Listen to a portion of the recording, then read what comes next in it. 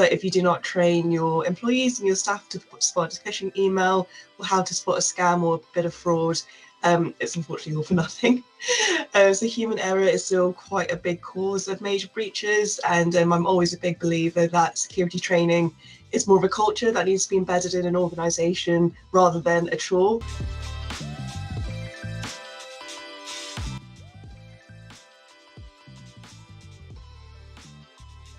So I think one of the biggest risks that a lot of companies face is third-party risk.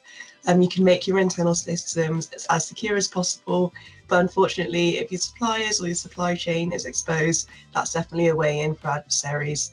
Another thing that we've seen rise in sort of recent years, especially with hybrid working, is things like bring your own device or people working from home. So again, that adds another layer of exposure for companies, but also something that's particularly forgotten sometimes is insider risk as well. Not necessarily a malicious insider, but perhaps people that are less informed with security practice and clicking on phishing links, falling for scams, that kind of thing, which again leaves organisations exposed.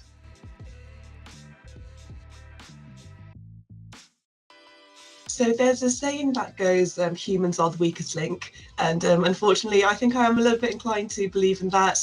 You can invest, millions in your firewalls and your defense technologies, but if you do not train your employees and your staff to spot a phishing email or how to spot a scam or a bit of fraud, it's unfortunately all for nothing.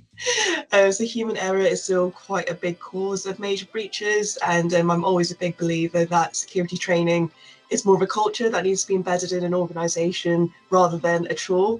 So that's something we can definitely work on, and particularly larger businesses that has those kind of threats.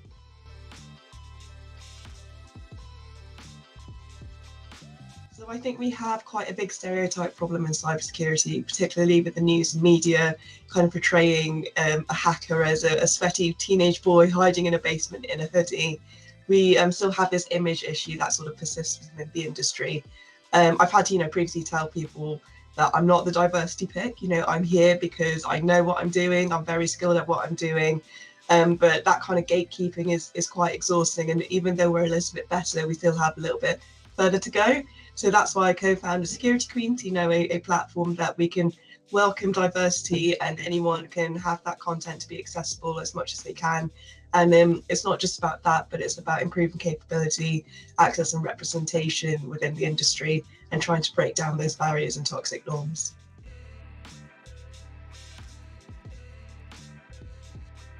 So I'm a really big believer in mentorship. I really think it bridges the gap between potential and opportunity. Growing up, it was really nice to have sort of female role models in the cybersecurity industry. Just seeing someone succeed and do well, I think having that form of mentorship is really kind of good for someone that perhaps is a bit nervous or has quite a lot of self-doubt, especially for something like cyber, which everyone thinks, oh, it's really technical, it's not for me. There's actually, loads of different career routes that you can go down. That doesn't mean you have to be a techie as such. And it's all about passing that knowledge and actually building a community in cyber as well.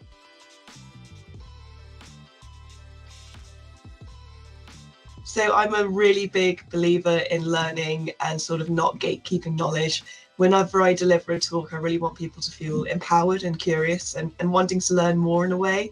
So cybersecurity isn't just for the elite technical folks in the room, it is for everyone, whether I'm speaking at a bank or a school.